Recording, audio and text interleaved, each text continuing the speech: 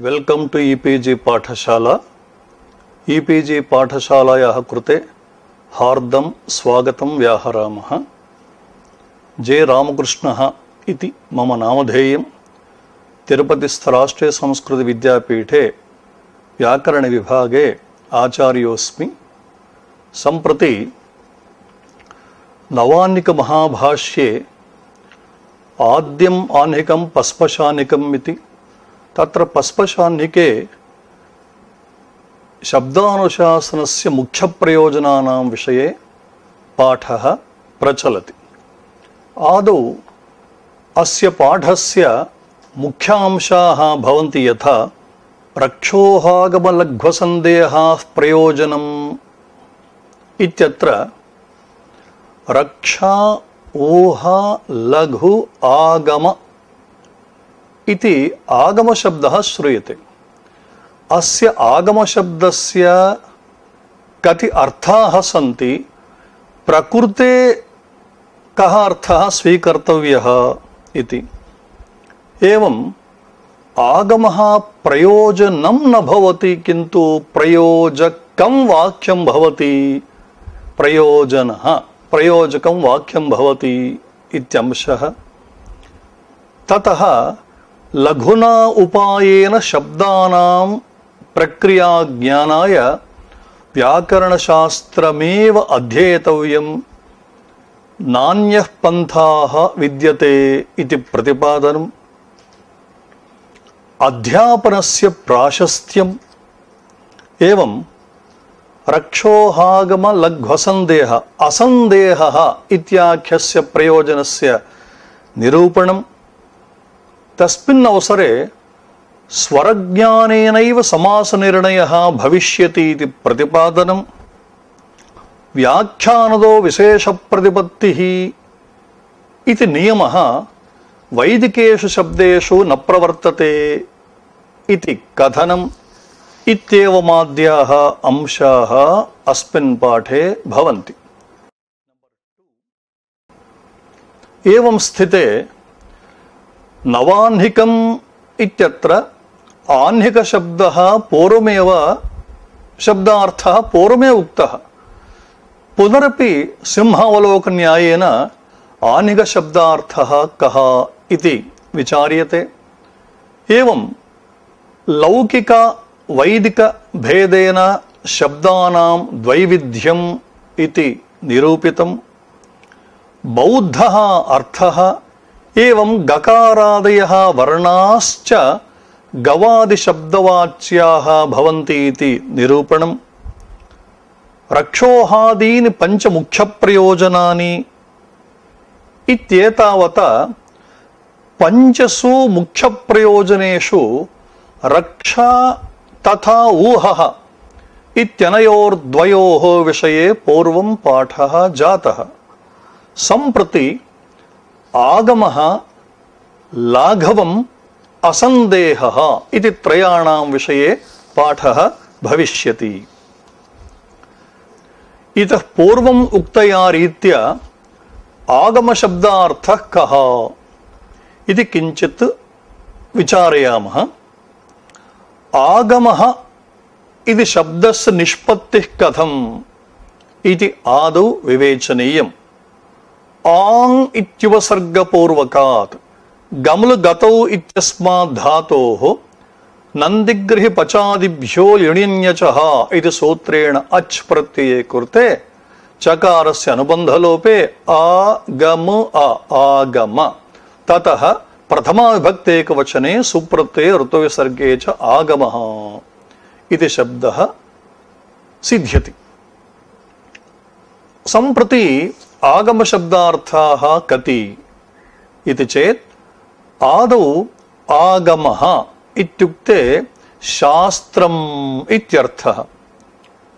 यथा किरातार्जुनीये वर्ण्यते आगमादिव तमोपहादितः सम्भवन्ति मतयो भवच्छिदः इति। हिमवत्पर्वतस्य महिमा अस्मिन् श्लोके वर्णितः। तमोपहात् इत्युक्ते अविद्यानिवर्तकात् आगमादिव शास्त्रादिव इतः इत्युक्ते अस्मात् हिमवत् पर्वतात् भवच्छिदः भवः इत्युक्ते संसारः भवच्छिदः संसारनिवर्तकाः मतयः तत्त्वज्ञानानि संभवन्ति उत्पद्यन्ते नाम अनेन ज्ञायते हिमवत्पर्वतस्य महिमा कीदृशः इति नाम ये तत्त्वज्ञानम् अभिलषन्ति ते हिमवत्पर्वतम् आश्रयन्ति चेत् तत्र अवश्यं तत्त्वज्ञानं सिद्ध्यति इति अस्मिन् प्रसंगे आगमादिव तमोपहात् इत्युक्तम् आगमशब्दार्थः शास्त्रम् इति निरूपितम्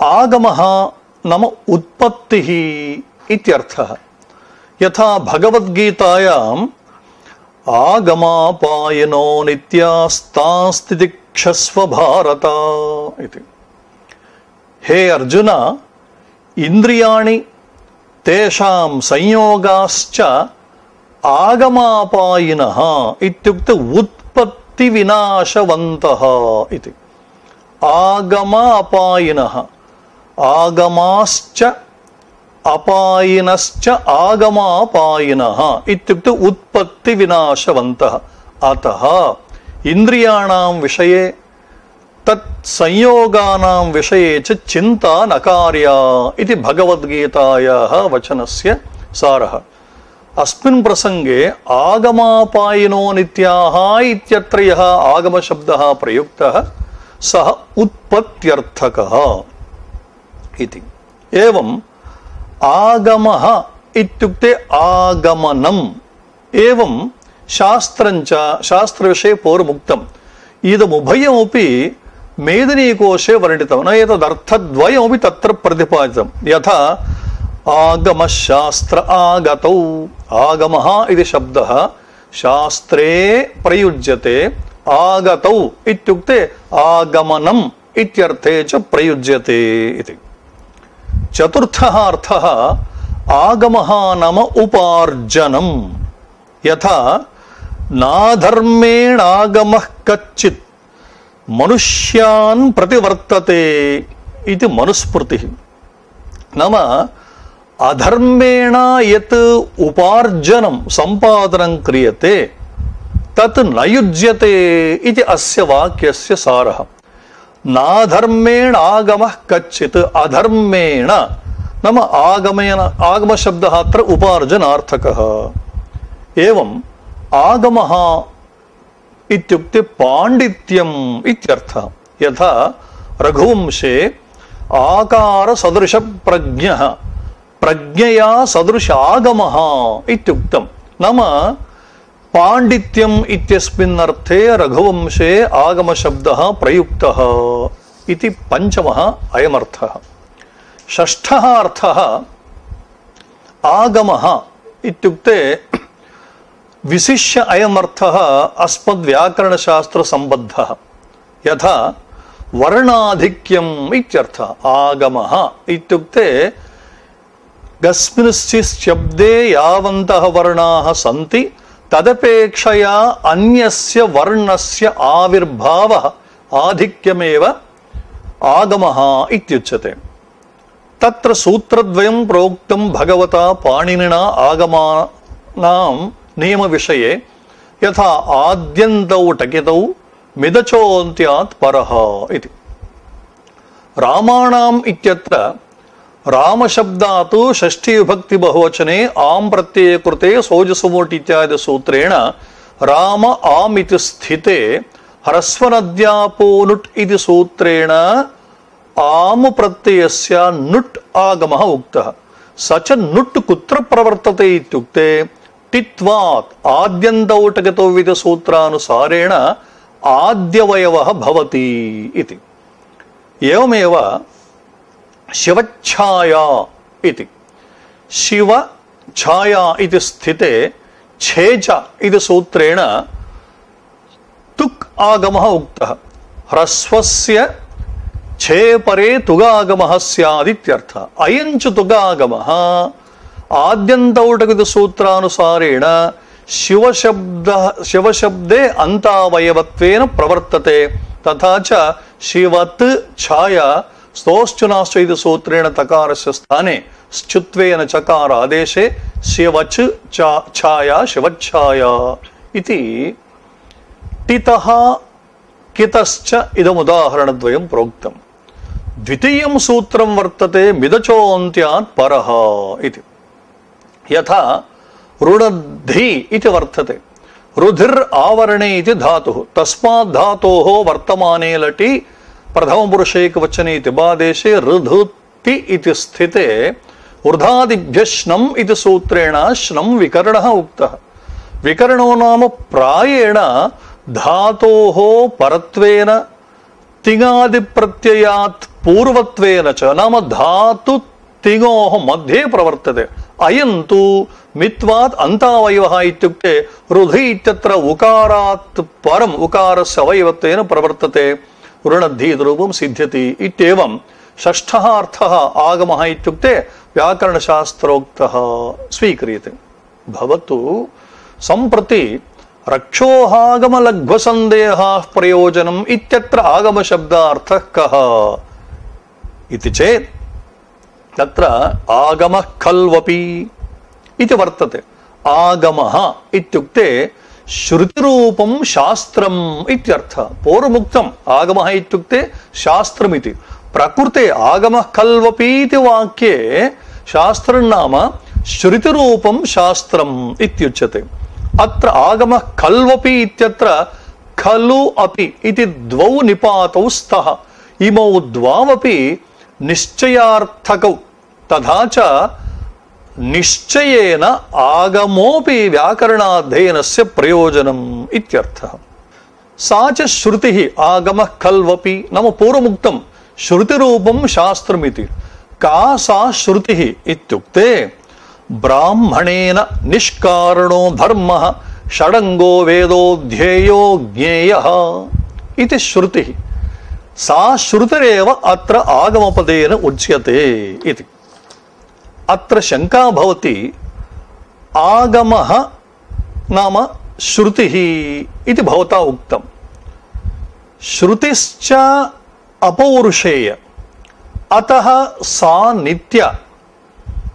पाणिनीय व्याकरणं यद्वर्तते नाम मुनित्रय प्रणीतं व्याकरणं तु पुरुषकृतत्वात् पौरुषेयत्वात् अनित्यम्.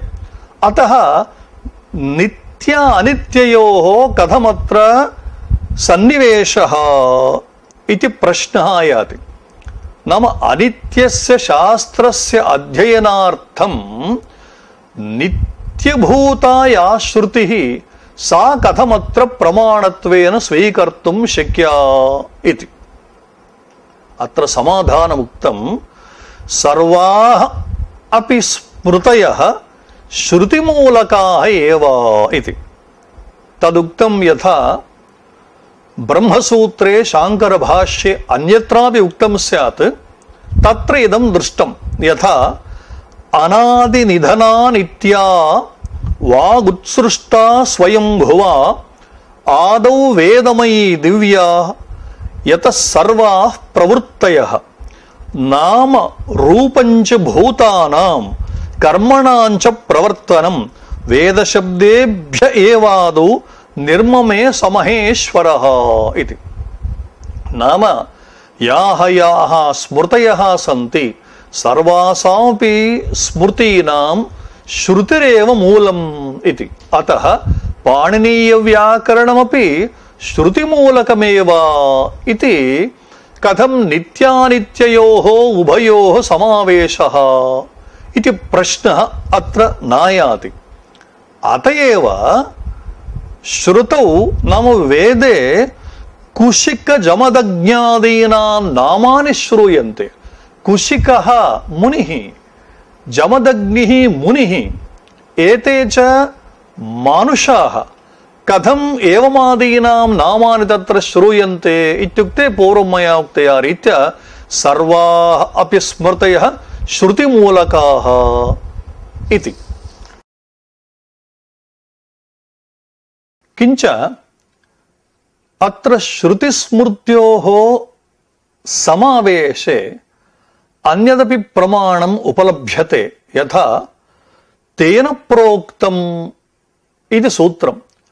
तृतीया विभक्त्यन्ता तु प्रोक्तमित्यर्थे तद्धित प्रत्ययानां विधानं जातम्। यथा पाणिनिना प्रोक्तं पाणिनीयं, तृतीया विभक्त्यन्तात् प्रोक्तार्थक प्रत्ययाः इति एतेषां प्रत्ययानां नाम। छ प्रत्ययः ई आदेशश्च।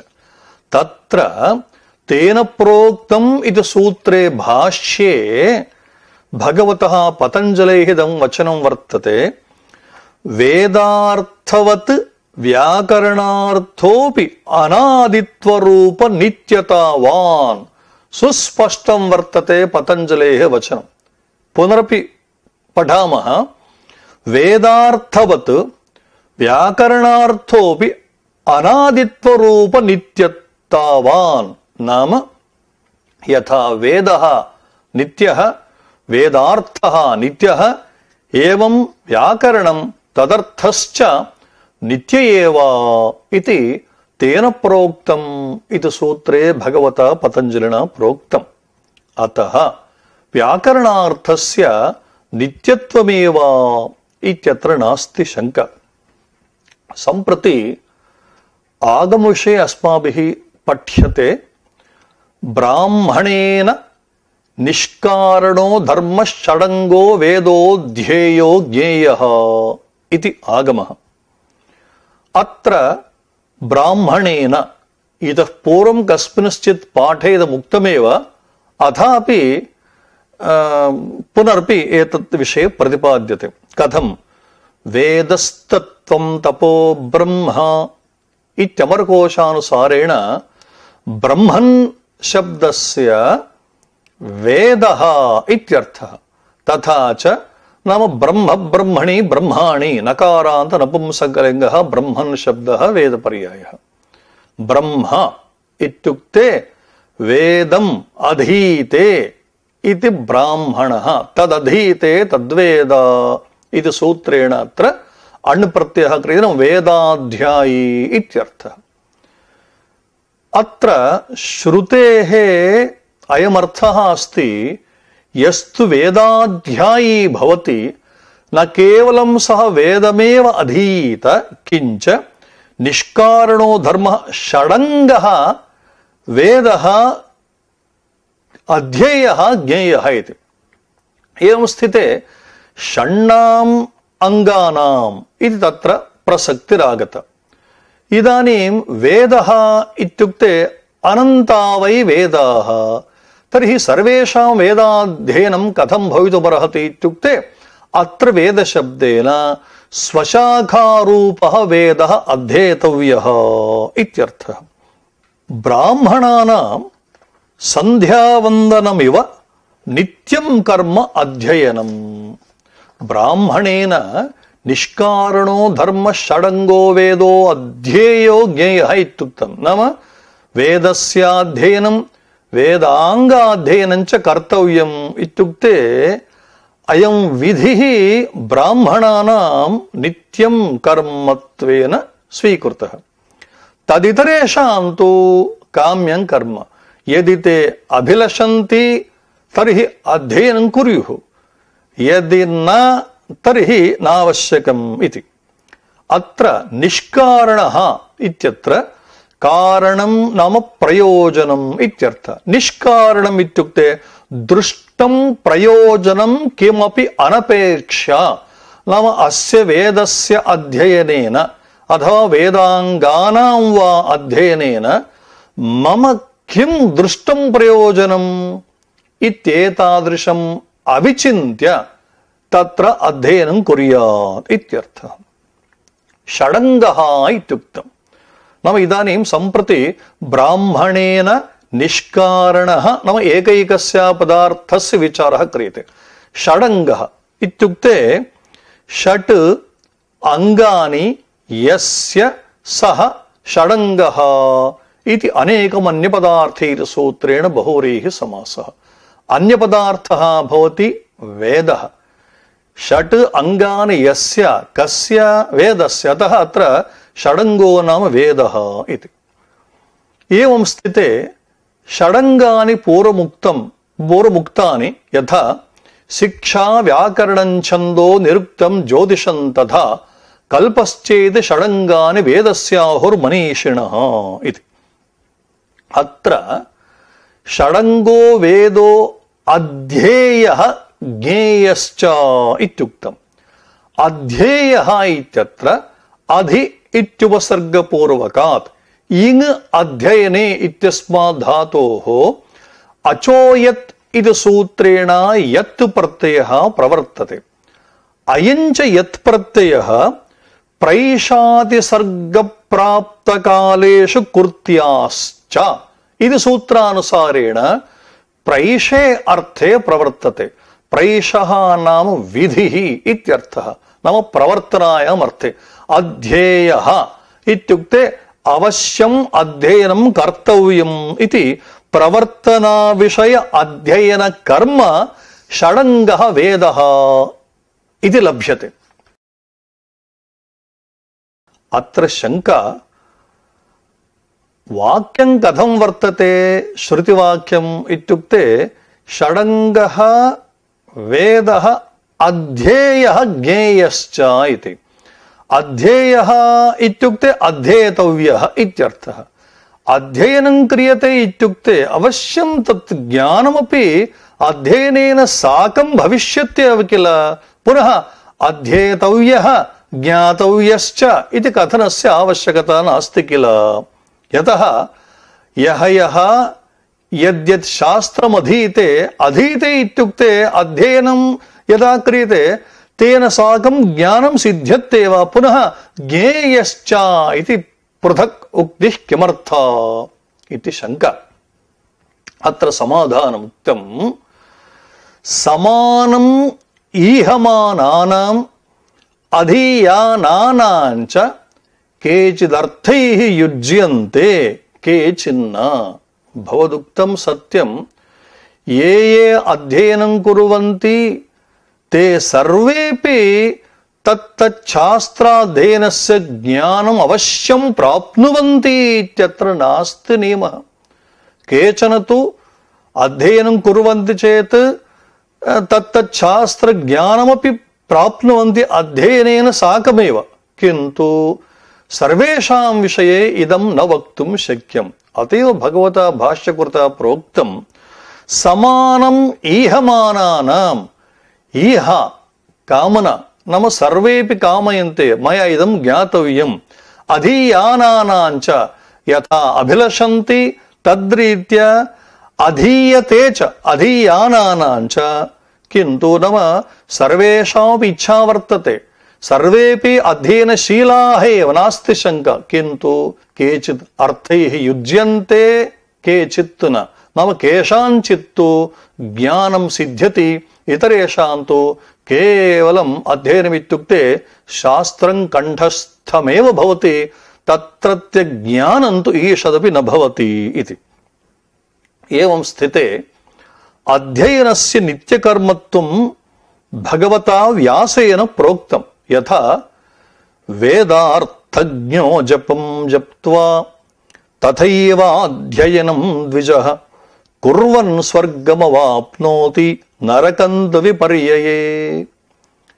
वेदार्थज्ञः जपं जप्त्वा तथैव अध्ययनं द्विजः। नाम यः द्विजः वर्तते सः जपं जप्त्वा इत्युक्ते सुष्ठु अध्ययनं कृत्वा, एवं वेदार्थज्ञः भूत्वा अध्ययनमेव न तदर्थमपि ज्ञात्वा अध्ययनं कुर्वन् भवति चेत् अवश्यं स्वर्गं प्राप्नोति। अध्ययनमेव कृतं, शास्त्रज्ञानं तु न प्राप्तं चेत् नरकं तु विपर्यये इति।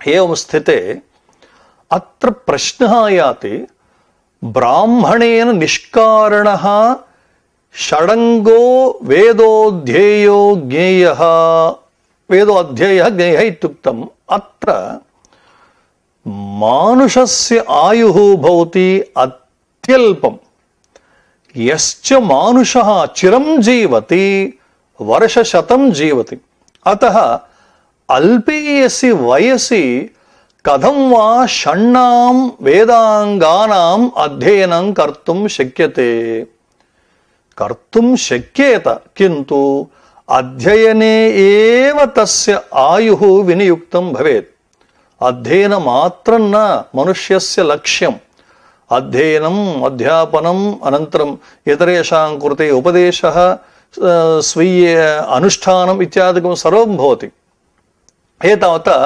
षण्णां वेदांगानाम् अध्ययनं कथम् अल्पीयसि वयसि कर्तुं शक्यते नाम अल्पीयसि आयुषि कथं कर्तुं शक्यते इति चेत् तत्र भगवता पतञ्जलिना एव इयं शङ्का वारिता सत्यं तव शङ्का नितरां युज्यते षण्णां वेदांगानाम् अध्ययनं दुष्करमेव अतः प्रधानं च षट्स्वङ्गेषु व्याकरणं प्रधाने कृतो यत्नः फलवान् भवति सन्ति षडङ्गानि किन्तु एतेषु षट्सु अङ्गेषु व्याकरणमेव प्रधानं भवति प्रधाने कृतः प्रयत्नः फलवान् भवति अतः व्याकरणाध्ययनेन इतरेषां वेदांगानाम् अध्ययनमपि कृतप्रायमिव इति अत्र आक्षेपः मीमांसकानां कश्चन न्यायः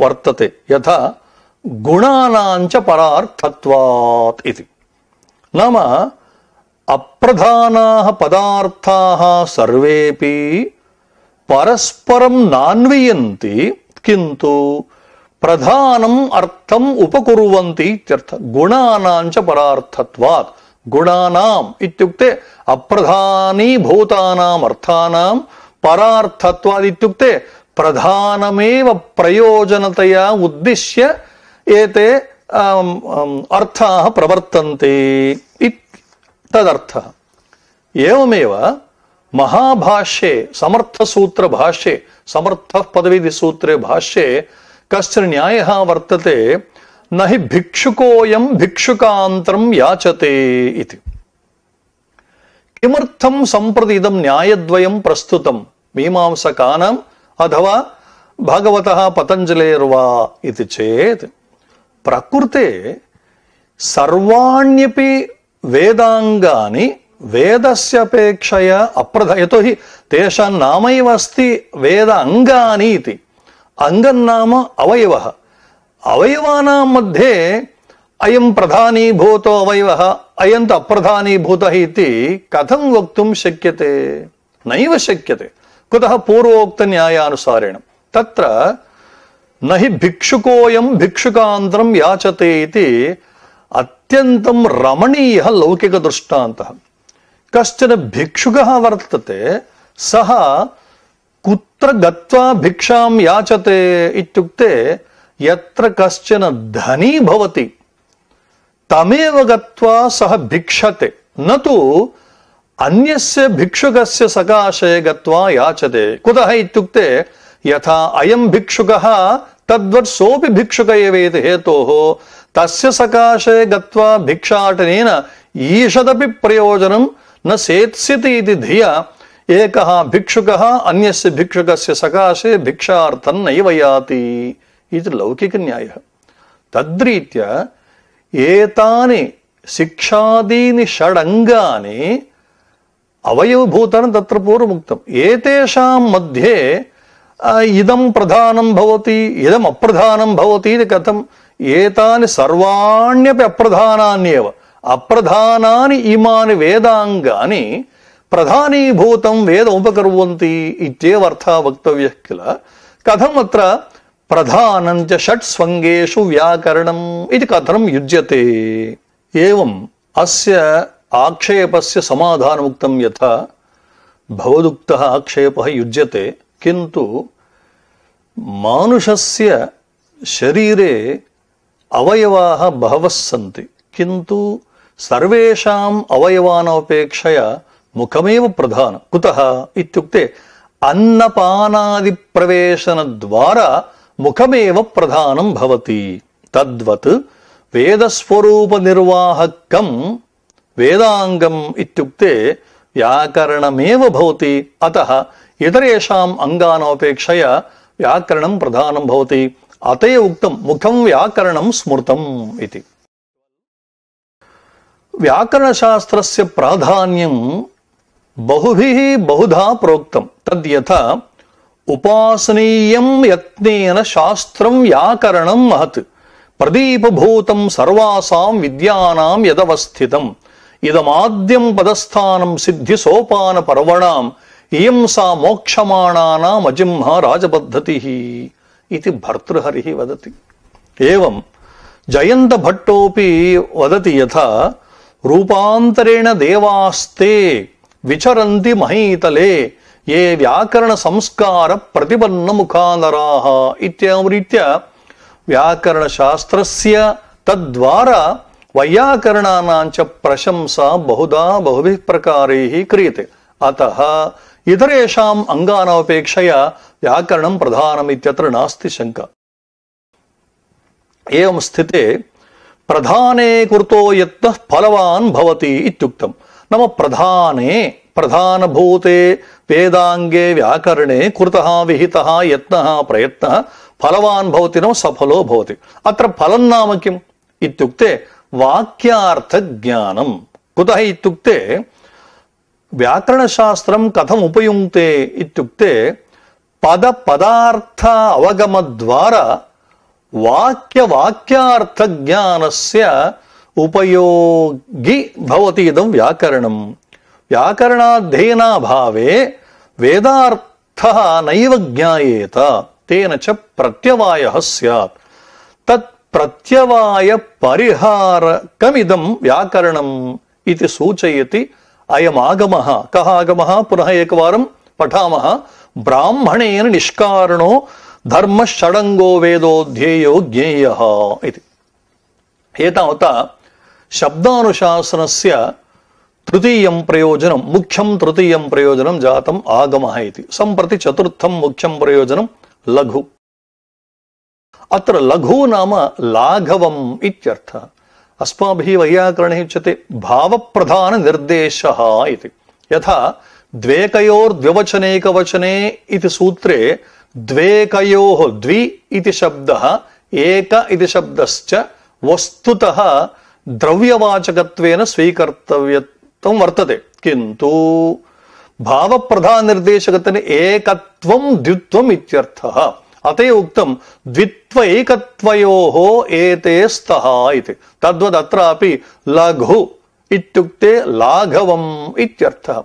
ಇಗಂತಾಚ ಲಘುಪೂರ್ವಾತ್ ಲಘು ಶಬ್ದಾತ್ ಅಣ್ಪ್ರತ್ಯಯ ಕೃತೆ ಲಾಘವಂ ಅತಃ ಲಘು ನಾಮ ಲಾಘವಂ ಇತ್ಯರ್ಥಃ. ಲಘ್ವರ್ಥಂಚ ಅಧ್ಯೇಯಂ ವ್ಯಾಕರಣಂ. ಅತ್ರ ಆದ್ಯಸ್ಯ ದ್ವಿತೀಯಸ್ಯ ಚ ಪದಸ್ಯ ಲಘ್ವರ್ಥಂ ಇತಿ ವರ್ತತೆ. ನಾಮ ಲಘುಃ ನಾಮ ಲಾಘವಂ ಅರ್ಥಃ ಪ್ರಯೋಜನಂ ಯಸ್ಮಿನ್ ತತ್ ಲಘ್ವರ್ಥಂ. ಅರ್ಥಶಬ್ದಃ ಅತ್ರ ಪ್ರಯೋಜನವಾಚಿ. ಏವಂ ಅಧ್ಯಯಮಿತ್ಯತ್ರ ಪೂರ್ವಮುಕ್ತಂ ಅಧೀತ್ಯುಪಸರ್ಗಪೂರ್ವಕಾತ್ ಇಂಗ್ ಅಧ್ಯಯನೇತ್ಯಸ್ಮಾತ್ ಧಾತೋಃ ಅಚೋಯರ್ ಸೂತ್ರಣೀಯಃ ಯತ್ಪ್ರತ್ಯಯಃ ಪ್ರವೃತ್ತಃ ಸ ಚ ಯತ್ಪ್ರತ್ಯಯಃ ಪ್ರೈಷೇ ಅರ್ಥೇ ಪ್ರವರ್ತನಾಯಂ ಅರ್ಥೇ ಪ್ರವರ್ತತೆ ಇತಿ. ಸಕಲ ಸಾಧು ಶಬ್ದ ಜ್ಞಾನ ಹೇತುಭೂತ ಪ್ರಕ್ರಿಯಾರೂಪ ಲಘುಭೂತ ಉಪಾಯ ಜ್ಞಾನಾರ್ಥಂ ಇದಂ ವ್ಯಾಕರಣಂ. ಶ್ರುತಿ ನಿರ್ದಿಶತಿ ಯಥಾ ಬ್ರಾಹ್ಮಣೇನ ಅವಶ್ಯಂ ಶಬ್ದಾಃ ಜ್ಞೇಯಾಃ ಇತಿ. ಅವಶ್ಯಂ ನಾಮ ನಿಶ್ಚಯೇನ ಇತ್ಯರ್ಥಃ. ನೂನಂ ಅವಶ್ಯಂ ನಿಶ್ಚಯೇ ದ್ವಯಂ ಇತ್ಯಮರಃ. ಶಬ್ದಾಃ ನಾಮ ಗವಾದಯಃ ಸಾಧವಃ ಶಬ್ದಾಃ ಬ್ರಾಹ್ಮಣೇನ ನಿಶ್ಚಯೇನ ಜ್ಞೇಯಾಃ ಜ್ಞಾತವ್ಯಾಃ ಇತಿ. ಅತ್ರಾಪಿ ಜ್ಞೇಯಾಃ ಇತ್ಯತ್ರ ಯತ್ ಪ್ರತ್ಯಯಃ ಪ್ರವರ್ತನಾಯಾಮ್ ಅರ್ಥೆ. ಅಧ್ಯಯನಂ ಅಧ್ಯಾಪನಂಚ ಬ್ರಾಹ್ಮಣಸ್ಯ ಕರ್ತವ್ಯಂ.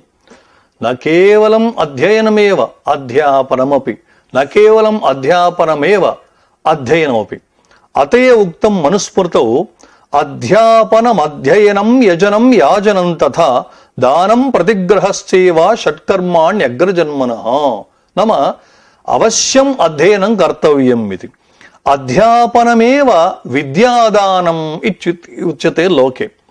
ವಿದ್ಯಾದಾನಸ್ಯ ಮಾಹಾತ್ಮ್ಯಂ ಬಹುಧಾ ಪ್ರೋಕ್ತಂ ಯಥಾ ಧರ್ಮ ಧರ್ಮಂ ನ ಜಾನಾತಿ ಲೋಕೋಯಂ ವಿದ್ಯೆಯಾ ವಿನಾ ಅಯಂ ಲೋಕಃ ಕಹ ಧರ್ಮಃ ಕಹ ಧರ್ಮ ಇತಿ ನ ಜಾನಾತಿ ತಸ್ಮಾತ್ ಸದೈವ ಧರ್ಮಾತ್ಮ ವಿದ್ಯಾದಾನ ಅರ್ಥೋ ಭವೇತ್. ಯಸ್ತು ವಿದ್ಯಾವಾನ್ ಭವತಿ ಸಹ ಅವಶ್ಯಂ ಇತರೇಭ್ಯಃ ವಿದ್ಯಾಂ ಉಪದಿಶೇತ್.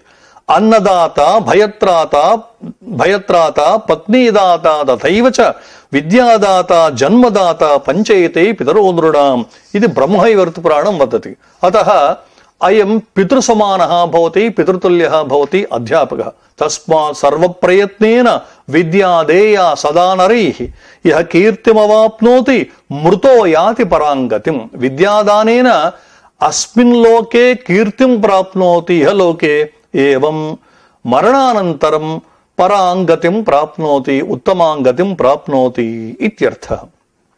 ಏವಂ ಸ್ಥಿತೆ ಅಧ್ಯಾಪಕಸ್ಯ ಅಧ್ಯಾಪನ ಶೈಲಿ ಕಥಂ ಭವೇತ್ ಇತಿ ನಂದಿಪುರಾಣ ಉಪದಿಶತಿ. ಯಥಾ ಸಂಸ್ಕೃತೈಃ ಪ್ರಾಕೃತೈಃ ವಾಕ್ಯೈಃ ಯಃ ಶಿಷ್ಯಮನುರೂಪತಃ ದೇಶಭಾಷಾದ್ಯುಪಾಯೈಶ್ಚ ಬೋಧಯೇತ್ ಸ ಗುರುಸ್ಮೃತಃ.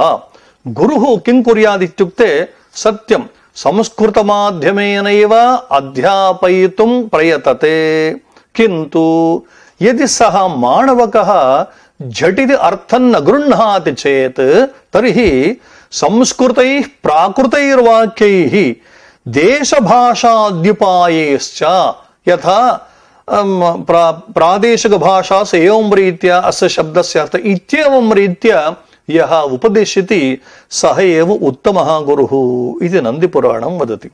ಅತೇವ ಕೈಯಟೇನ ಉಕ್ತಂ ಅಧ್ಯಾಪನಂ ಬ್ರಾಹ್ಮಣಸ್ಯ ವೃತ್ತಿಃ ನ ಚ ಅಶಬ್ದಜ್ಞಂ ತಂ ಉಪಶ್ಲಿಷ್ಯಂತಿ ಶಿಷ್ಯಾಃ. ಯಸ್ತು ಶಬ್ದಾನ್ ಜಾನಾತಿ ತಸ್ಯ ಗುರೋಃ ಸಕಾಶೆ ಶಿಷ್ಯಾಃ ನ ಗಚ್ಚಂತಿ ಇತಿ ತದರ್ಥಃ. ಏವಂ ಸ್ಥಿತೆ ಚತುರ್ಥಂ ಪ್ರಯೋಜನಮುಕ್ತಂ ಲಾಘವಮಿತಿ. ಲಾಘವನ್ನಾಮ ಕಸ್ಯ ಅಪೇಕ್ಷೆಯ ಲಾಘವಂ. ಯತೋ ಹಿ ಸಾಪೇಕ್ಷಮಿದಂ ಪದಂ ಲಾಘವಂ ಸತ್ಯಂ ಕಸ್ಯ ಅಪೇಕ್ಷೆಯ ಗೌರವಂ ಕಸ್ಯ ಅಪೇಕ್ಷೆಯ ತದ್ರೀತ್ಯ ಅತ್ರ ಲಾಘವಂ ಕಸ್ಯ ಅಪೇಕ್ಷೆಯ ಇತ್ಯುಕ್ತೆ ಭೋಃ ಶಬ್ದಾನಾಂ ಜ್ಞಾನಾರ್ಥಂ ಉಪಾಯದ್ವಯಂ ವರ್ತತೆ. ಕಿಂ ತದುಪಾಯದ್ವಯಂ ಇತ್ಯುಕ್ತೆ ಪ್ರತಿಪದ ಪಾಠಃ ಇತಿ ಏಕಃ ಉಪಾಯಃ. ಅನ್ಯಃ ಉಪಾಯ ಭವತಿ ವ್ಯಾಕರಣಶಾಸ್ತ್ರ ಅಧ್ಯಯನ. ವ್ಯಾಕರಣಶಾಸ್ತ್ರಾಧ್ಯಯನೇನ ಶಬ್ದಾನಾಂ ಜ್ಞಾನಂ ಭವತಿ. ಏವಂ ಪ್ರತಿಪದ ಪಾಠೇನಾಪಿ ಶಬ್ದಾನಾಂ ಜ್ಞಾನಂ ಭವತಿ ಇತಿ ಉಪಾಯದ್ವಯಂ. ಅನಯೋಃ ದ್ವಯೋಃ ಉಪಾಯೋಯೋಃ ಮಧ್ಯೆ ಪ್ರತಿಪದ ಪಾಠಃ ಇತಿ ಯಃ ವರ್ತತೆ ಸತು ಲಘುಭೂತಃ ನೈವ ಭವತಿ ಅತ್ಯಂತಂ ಗುರುಗ್ರಸ್ತಃ. ಅತೇ ಉಕ್ತಂ ಭಾಷ್ಯಕೃತ ಅನಭ್ಯುಪಾಯ ಏವ ಶಬ್ದಾನಾಂ ಪ್ರತಿಪತ್ತೌ ಪ್ರತಿಪದ ಪಾಠಃ. ಏವಂ ಹಿ ಶ್ರೂಯತೆ ಬೃಹಸ್ಪತಿಃ ಇಂದ್ರಾಯ ದಿವ್ಯಂ ವರ್ಷಸಹಸ್ರಂ ಪ್ರತಿಪದೋಕ್ತಾನಾಂ ಶಬ್ದಾನಾಂ ಶಬ್ದ ಪಾರಾಯಣಂ ಪ್ರೋವಾಚ ನಾಂತಂ ಜಗಾಮ ಬೃಹಸ್ಪತಿಶ್ಚ ಪ್ರವಕ್ತ ಇಂದ್ರಶ್ಚ ಅಧ್ಯೇತ ದಿವ್ಯಂ ವರ್ಷಸಹಸ್ರಂ ಅಧ್ಯಯನ ಕಾಲಃ ನ ಚಾಂತಂ ಜಗಾಮ ಇತಿ. ಅತ್ರ ಅಸ್ಮಾಭಿಃ ದ್ರಷ್ಟವ್ಯಂ ಅಧ್ಯೇತಾಸ್ತಿ ಸರ್ವೇಷಾಂ ದೇವಾನಾಂ ಅಧಿಪತಿಃ ಇಂದ್ರಃ. ಗುರುಃ ವರ್ತತೆ ಸರ್ವೇಷಾಂ ದೇವಾನಾಂ ಆಚಾರ್ಯಃ ಬೃಹಸ್ಪತಿಃ. ಕಾಲಃ ವರ್ತತೆ ದಿವ್ಯಂ ವರ್ಷಸಹಸ್ರಂ ನಮ ದೇವತಾ ಕಾಲಮಾನಾನುಸಾರೇಣ ಸಹಸ್ರಂ ವರ್ಷಾಣಿ ಇತ್ಯರ್ಥಃ. ಅತ್ರ ಪ್ರಸಂಗ ತಥಾಪಿ ಅಧ್ಯಯನಂ ಆರಬ್ಧಂ ಪ್ರಚಲಚ್ಚ ವರ್ತತೆ ಕಿಂತು ನಾಂತಂ ಜಗಾಮ. ಕಿಂ ಪುನಃ ಅದ್ಯತ್ವೇ ಯಶ್ಚ ಚಿರಂ ಜೀವತಿ ವರ್ಷಶತಂ ಜೀವತಿ ಇತ್ಯುಕ್ತಂ ಭವತು. ಅತ್ರ ದಿವ್ಯಂ ವರ್ಷಸಹಸ್ರಂ ಅಧ್ಯಯನ ಕಾಲಃ ಇತ್ಯುಕ್ತಂ. ನಾಮ ಮಾನುಷಾಣಾಂ ಏಕಂ ವರ್ಷಂ ಭವತಿ ಚೇತ್ ದೇವತಾನಾಂ ಕೃತೆ ಏಕಃ ದಿವಸಃ. ತಥಾ ಚ ದಿವ್ಯಂ ವರ್ಷಸಹಸ್ರಂ ಇತ್ಯುಕ್ತೆ ಮಾನವಾನಾಂ ಗಣನಾರೀತ್ಯ 25,000 द्वात्रिंशल्लक्षोत्तर त्रयोदश कोटिवत्सराः भवन्ति तथा नाम मानवानां गणना रीत्या तथापि नान्तञ्जगाम इति। अतः अयम् उपायः लघु उपायः नैव भवितुम् अर्हति। अतः अवशिष्टः उपायः कः इत्युक्ते व्याकरणशास्त्राध्ययनमेव। किञ्च लघुत्वं नाम किम् इत्युक्ते प्रकृति प्रत्यय विभाग कल्पनेन अन्वाक्यं तदेव अत्र लघुत्वं। नाम यथा रामः इति वर्तते, रम् क्रीडायामिति धातुः, एवं घै इति प्रत्ययः इत्येवं रीत्या प्रकृति प्रत्यय विभाग कल्पनेन अन्वाख्यानम्। एवं रीत्या प्रकृति प्रत्यय विभाग आख्येन लघुना उपायेन कोटिशः शब्दाः अस्माभिः ज्ञातुं शक्यन्ते। अतएव कथं तर्हि इमे शब्दाः प्रतिपत्तव्याः इति शङ्कायां भगवत् पतञ्जलिना प्रोक्तं किञ्चित् सामान्य विशेषवल्लक्षणं प्रवर्त्यं येन अल्पेन यत्नेन महतो महतः शब्दौघान् प्रतिपद्येरन् इति। अनया रीत्या लाघवम् इत्याख्यं चतुर्थं मुख्यप्रयोजनं जातम्। सम्प्रति असन्देहार्थं व्याकरणम् अध्येयं पंचमं प्रयोजनम् असन्देहः इति। असन्देहार्थं च अध्येयं व्याकरणम्। सम् उपसर्गपूर्वकात् दिह उपचय इत्यस्मात् धातोः भावे इति सूत्रेण घै प्रत्यये कृते सम् दिह अ लघुपदगुणे कृते सन्देहः इति भवति। विचिकित्सा तु संशयः सन्देहद्वापरौ विचिकित्सा संशयः सन्देहः द्वापरः इत्येते सर्वेपि पर्यायः। सन्देहस्य लक्षणमुक्तं यथा एकधर्मिणि विरुद्ध भावाभाव प्रकारकं ज्ञानं संशयः इति। यथा उच्चैस्तरं पदार्थं दृष्ट्वा कश्चन सन्देग्धि यथा किमयं स्थाणुर्वा पुरुषो वा इति। नाम एकस्मिन्नेव धर्मिणि नाना प्रकारकं ज्ञानम्। एवञ्च एकस्मिन् धर्मिणि परस्परं विरुद्धं ज्ञानं यत्र सः संशयः इति।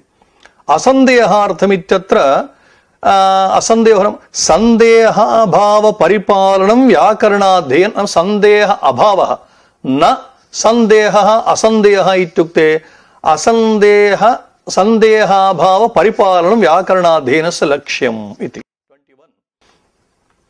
इदानीम् असन्देहस्य उदाहरणं प्रोक्तं भाष्ये यथा याज्ञिकाः पठन्ति स्थूलपृषतीमाग्निवारिणीम् अनड्वाहीम् आलभेत इति।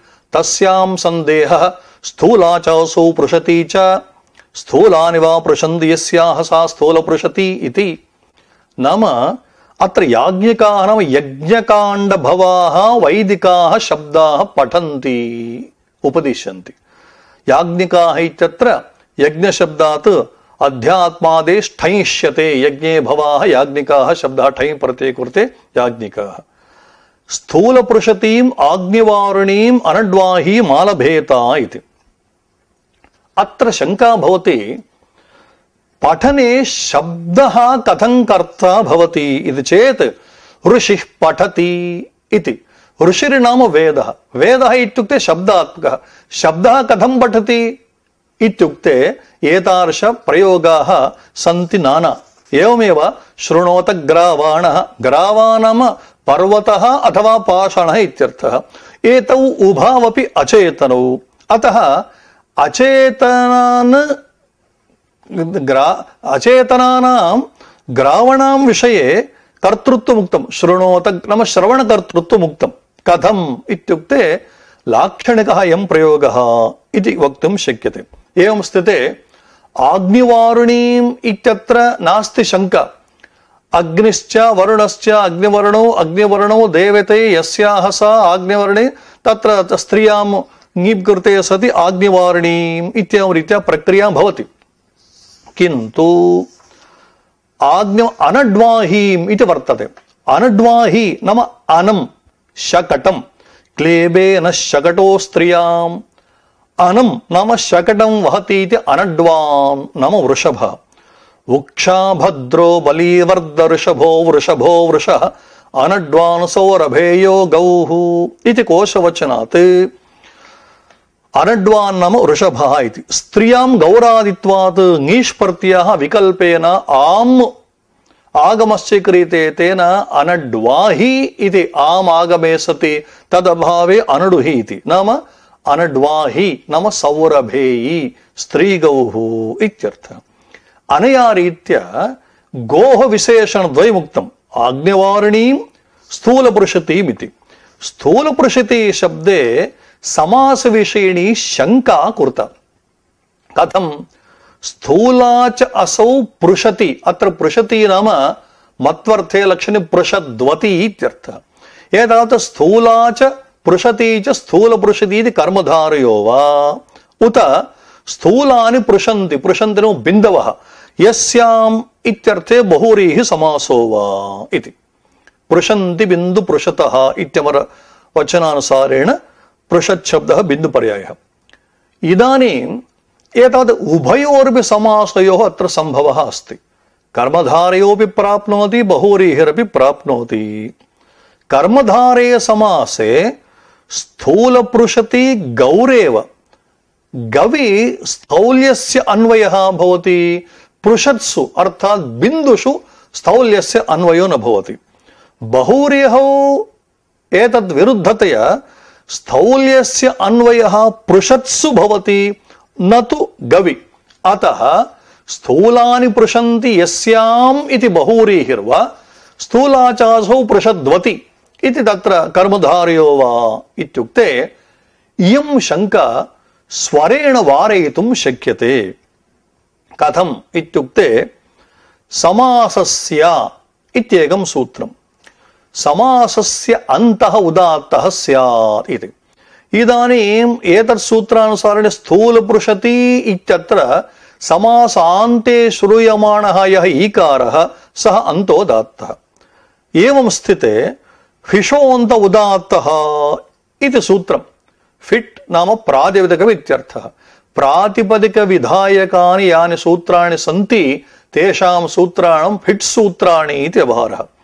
एतावत् फिषोऽन्त उदात्त इति सूत्रेण स्थूलशब्दः नाम लकारोत्तरवर्ति अकारः अन्तोदात्तः भवति। बहुव्रीहौ प्रकृत्या पूर्वपदम् इति सूत्रेण स्थूलशब्दः अन्तोदात्तः। परत्वात् स्थूलपृषति शब्दे एतावत् अत्र कर्मधारय समासमाश्रित्य अन्तोदात्तस्वरः प्राप्नोति एवं पृषति शब्दे। बहुव्रीहि समासे तु स्थूलशब्दे लकारोत्तरवर्तिनः अकारस्य अन्तोदात्तस्वरः प्राप्नुते। किमिदानीं कर्तव्यम् इत्युक्ते विप्रतिषेधे परं कार्यमिति परत्वात् अत्र स्थूलशब्दे अन्तोदात्तः स्वीक्रियते तेन अयं बहुव्रीहिरेव इति निर्णयः जातः। 26 अत्र आक्षेपः। कर्मधारयो नाम तत्पुरुषस्य कश्चन भेदः। तत्पुरुषः समानाधिकरणः कर्मधारयः इति। कर्मधारयोनम् उत्तरपदार्थप्रधानः तत्पुरुषः इत्युक्ते कर्मधारयोऽपि उत्तरपदार्थप्रधान एव। उत्तरपदार्थ इत्युक्ते समासे ये द्वे पदे श्रूयेते अनयोः द्वयोः पदयोः मध्ये उत्तरपदं नाम अन्त्यं पदं यद्वर्तते तदर्थस्य प्राधान्यम्। एवञ्च घटकपदार्थानां प्राधान्यं भवति कर्मधारये। अनेकमन्यपदार्थे इति सूत्रिण्यः बहुव्रीहि समासः उच्यते। तत्र तु इतरपदार्थस्य प्राधान्यं तथा च घटकपदार्थस्य प्राधान्यम् एवं अन्यपदार्थस्य प्राधान्यम् अनयोर्द्वयोर्मध्ये न्याय्यत्वात् घटकपदार्थस्य प्राधान्यम् आश्रित्य कर्मधारय समास एव प्राप्नोति। कथं बहुव्रीहिः इति। सत्यं शङ्का समीचीनेव, किन्तु अत्र गोः विशेषणद्वयं वर्तते। न केवलं स्थूलपुरुषतीमिति आज्ञवारिणीम् इत्यपि वर्तते। आज्ञवारिणीम् इत्यत्र बहुव्रीहि समास एव न कदाचित् कर्मधारय समासः। तद्वत् अस्मिन्नपि विशेषणे स्थूलपुरुषतीमिति विशेषणेपि बहुव्रीहिरेव भवति, न कदाचित् कर्मधारयः। पुनः आक्षेपः, भोः एतावान् प्रयासः किमर्थः? व्याख्यानदो विशेषप्रतिपत्तिः इति वैयाकरणानां प्रसिद्धः कश्चन न्यायः वर्तते। अतः व्याख्यानात् अत्र बहुव्रीः समासः। तावता वदामः स्वरः नाम स्थूलशब्दे अयं स्वरः भवति, पृषति शब्दे अयं स्वरः भवति, कर्मधारयः प्राप्नोति बहुव्रीः, एतावदपेक्षया व्याख्यानादेव बहुव्रीः इति निर्णयः कर्तुं शक्यते किल इति चेत् भोः वैदिकेषु शब्देषु व्याख्यानदो विशेषप्रतिपत्तिनियमः न प्रवर्तते। अतः स्वरेणैव अत्र समासनिर्णयः कर्तव्यः।